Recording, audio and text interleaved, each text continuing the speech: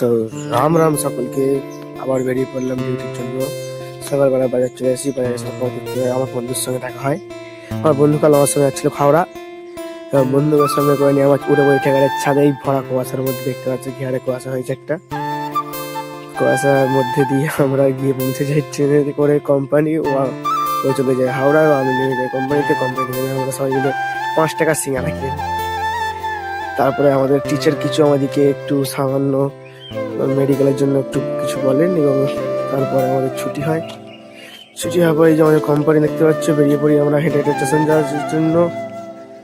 স্টেশনে গিয়ে বন্ধুরা তো চলে যায়, আমার ট্রেন ছিল লেটে, আমি দাঁড়িয়েছিলাম আমাদের জন্য ট্রেনের জন্য। তারপর ফিরে আসি বাড়ি,